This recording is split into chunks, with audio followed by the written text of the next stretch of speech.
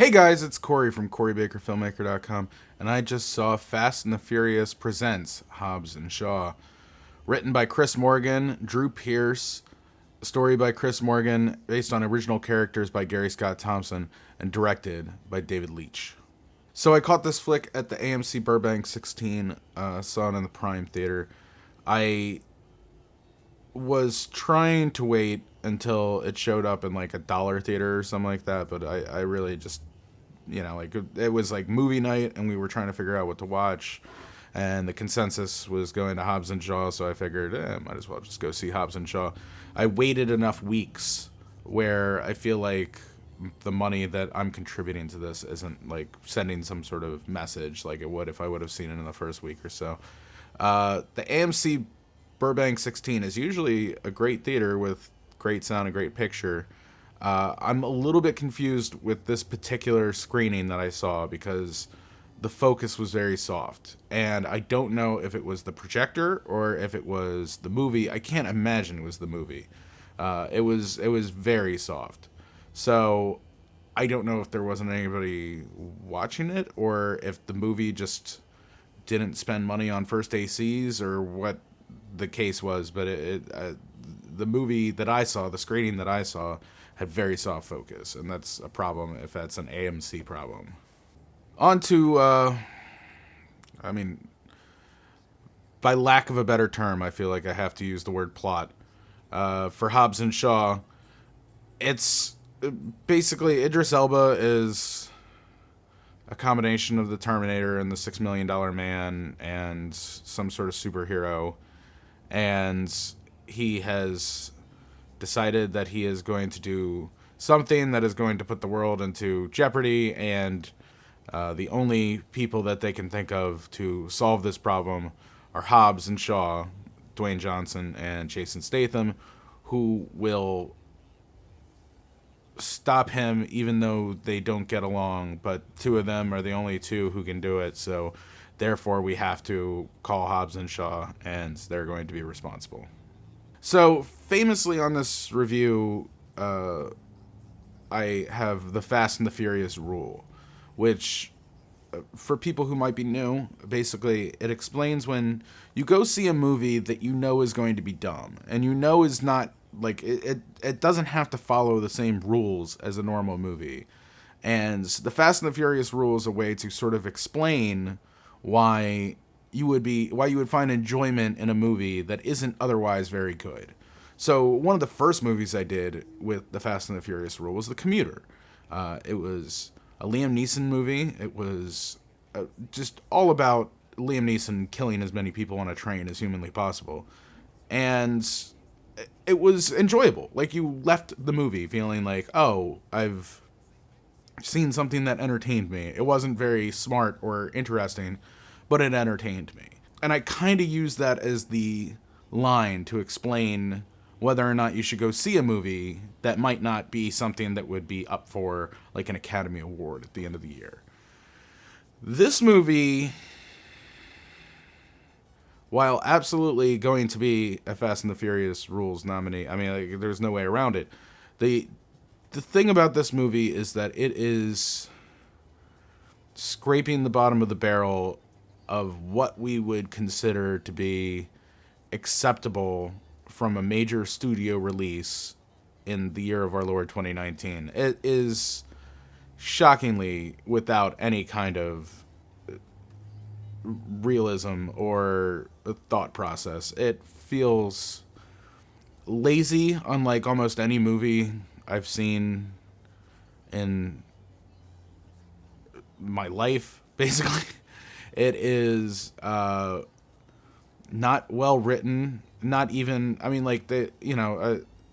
went with my friends Rob and Roberto, and they were both sitting next to me, and there were half dozen times where there was some sort of line from The Rock to Jason Statham about him being bald and British or something like that, and it was it wasn't pithy. It was him saying like, "You're a stupid idiot and your face is stupid," and it felt all very like a 9-year-old wrote the script.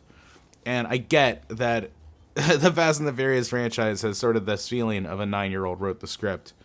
But I honestly feel like in this day and age where we have things like John Wick, where the action was so incredible and, you know, the plot was very loose, but still was, you know, filled with these moments from time to time where it felt like they spent more than a day thinking about it, then it's hard to rationalize why you would want something that is so far off base.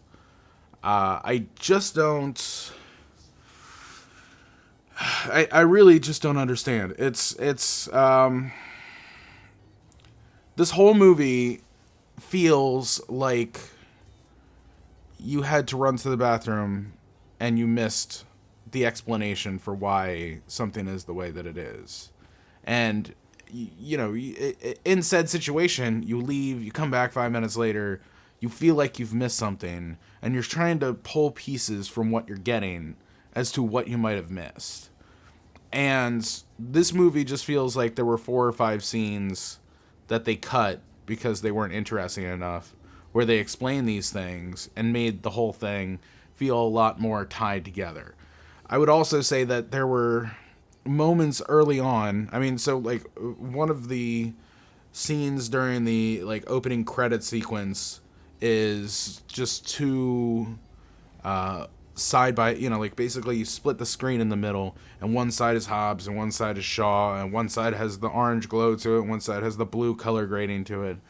And it's, you know, you start thinking like, oh, well, maybe they're going to try a little bit on this. It looks like they're trying to make some sort of effort to do something a little bit different. But no, it's not. And it's like,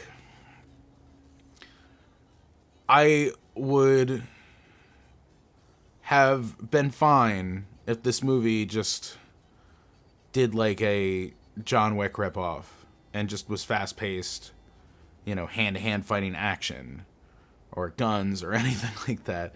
But it just didn't. Every action scene felt very, very old, very seen before, very uncouth. It was very.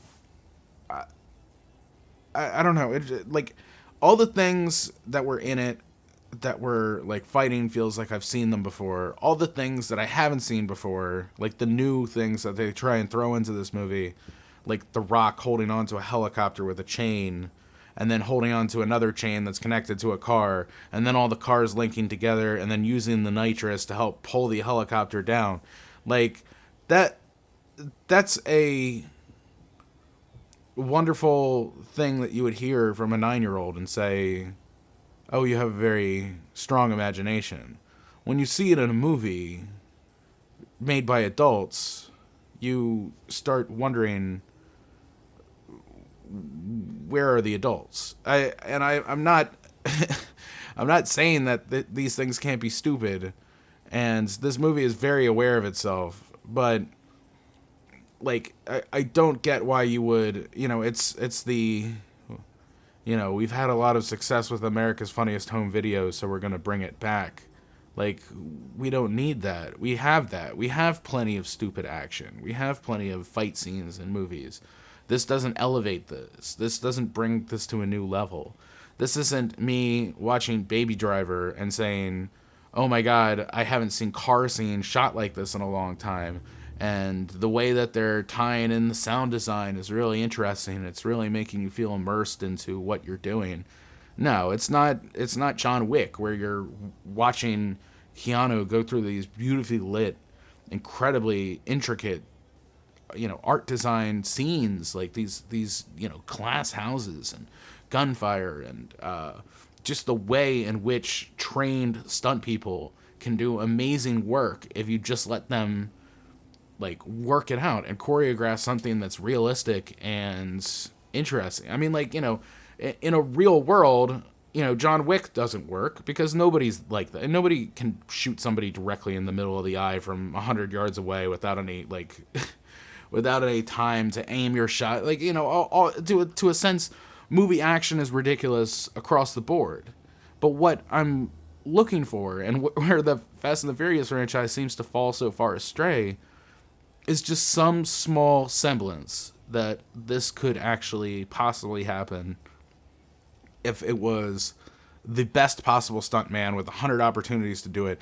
Could they make that jump? Could they do it? If Evel Knievel can do this jump, would that be possible? Because then maybe I can believe that it happens in the movie. But when you're having The Rock like literally just holding chains with a helicopter and 4 cars, and he's just like, like that just doesn't, it's dumb. It doesn't work. It's stupid.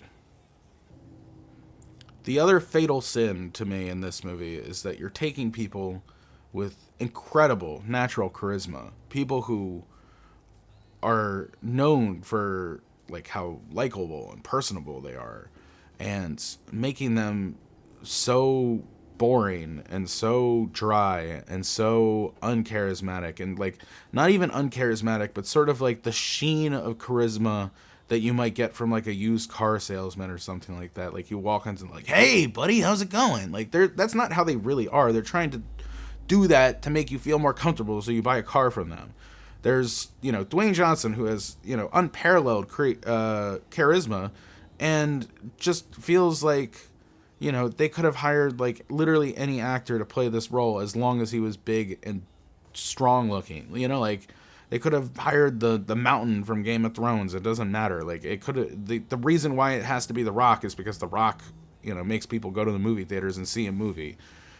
They didn't spend any time trying to make the character that they've had in the universe for multiple movies into something that could highlight The Rock's best abilities. They didn't do it with Jason Statham, who is also, known for his screen presence and his ability to like sort of drag people into the characters that he plays, even if they're, not fully developed people. Idris Elba, who's one of our great actors, who just looks like a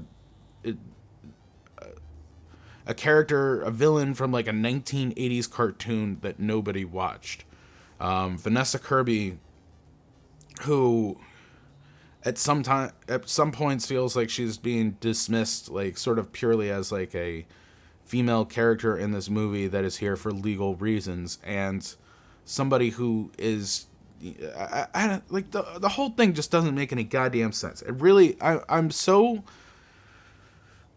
angry, really. I'm angry that I watched this movie, because it doesn't make me feel any better about, like, I have, there's so much going on in this world where you're weighed down by everyday fucking nonsense, and you're trying to, take a little break from all the horrible things that are going on in this world, between politics and like human rights abuses and things like this, and you just want to have some time all by yourself where you can just ignore it and go see a movie, and it's this terrible. And that's a problem, because when I go to see my stupid humor, my stupid laughs in an action movie that I know isn't going to like drag me into all kinds of nonsense, it just makes me, it doesn't take away any of those feelings. It just makes me think about how bad this movie was. And that's a real problem for this movie.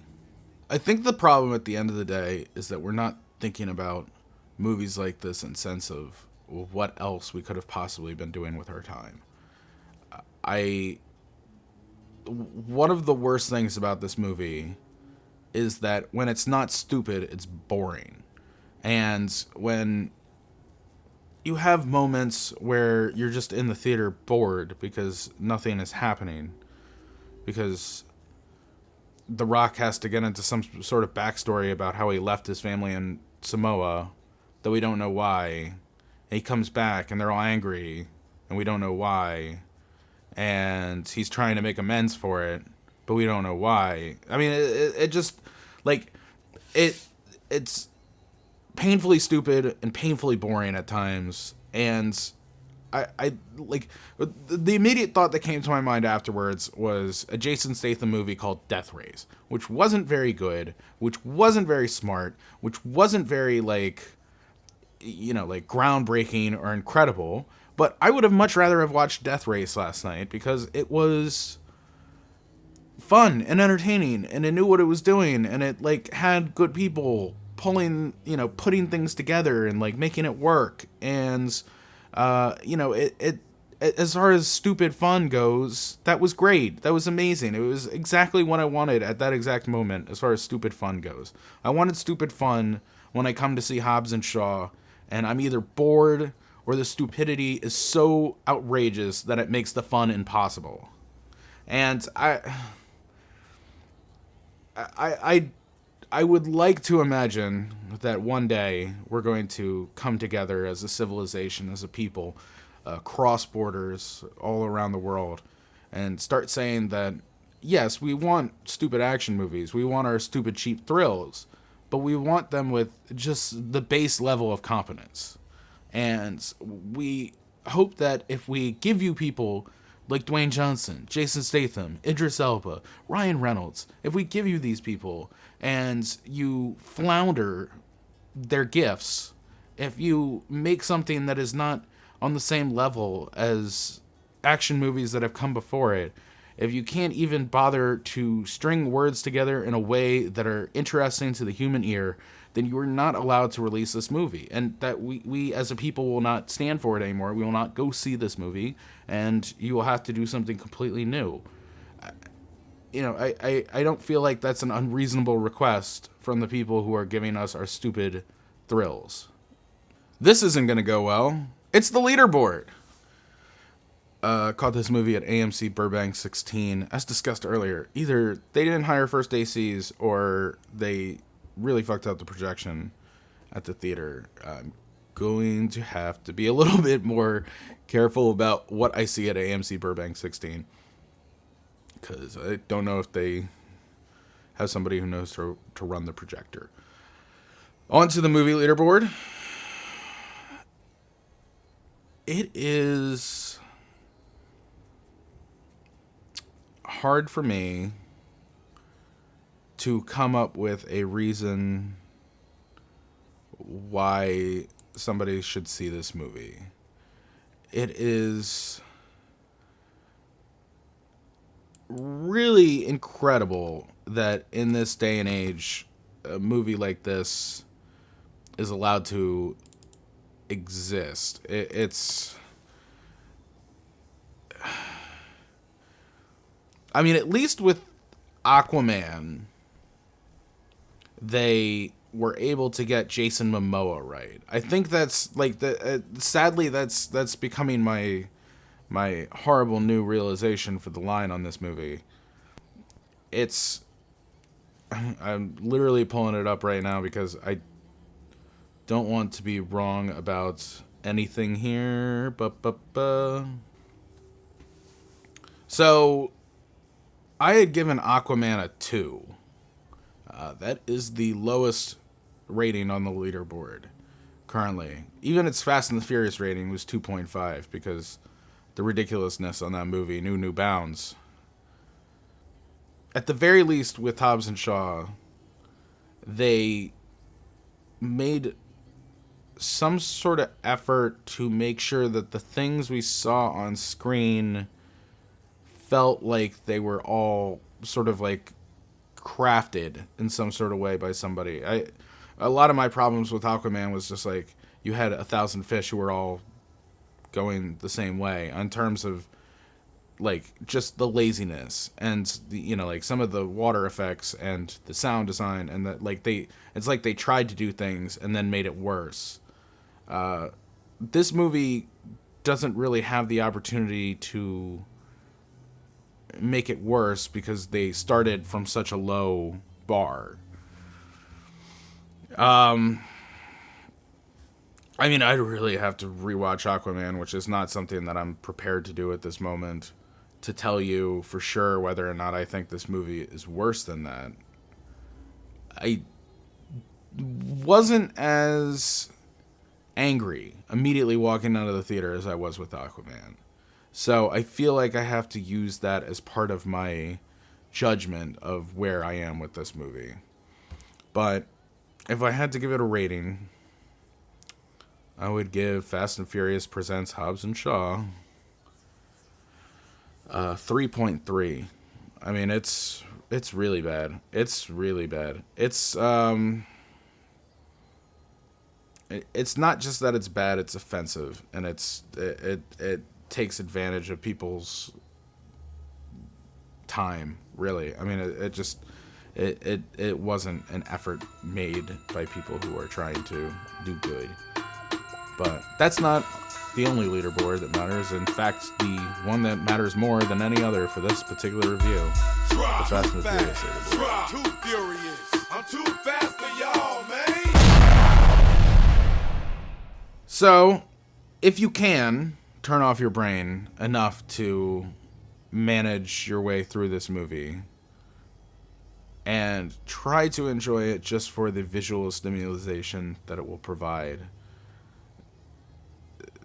then I can foresee some sort of way where you would find enjoyment in it.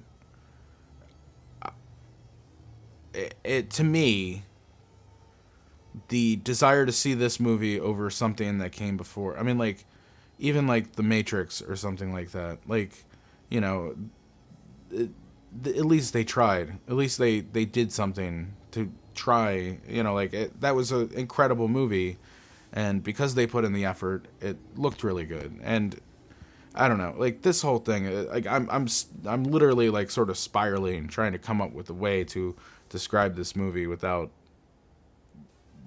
lowering myself to base level impulses like this movie did in its own execution. If I had to give it a rating for the Fast and the Furious leaderboard, though, Fast and the Furious presents Hobbs and Shaw would get a 4. That's really, I don't know. It's really not good. Don't do it. Don't do it to yourself. Just spend the time watching something better. Just it's out there. It's not like it's difficult to see something good these days. Just don't waste your time like they did with us. Anyway, that's it. If you want to see more of my reviews, you can go to CoryBakerFilmmaker.com, Facebook.com/CoryBakerFilm, @LegendCB5 on Twitter, Instagram, Snapchat. I am now off from a heavy period of work, so I am going to be able to do a lot more reviews, hopefully, coming up. I want to go see at least 2 movies this week, so maybe we can knock out some more reviews, get us back to 2 a week like we were before. If you have anything you want me to see, leave it in the comments below, send me a message on social media, do whatever you got to do. I'm easy to find. And yeah, that's about it.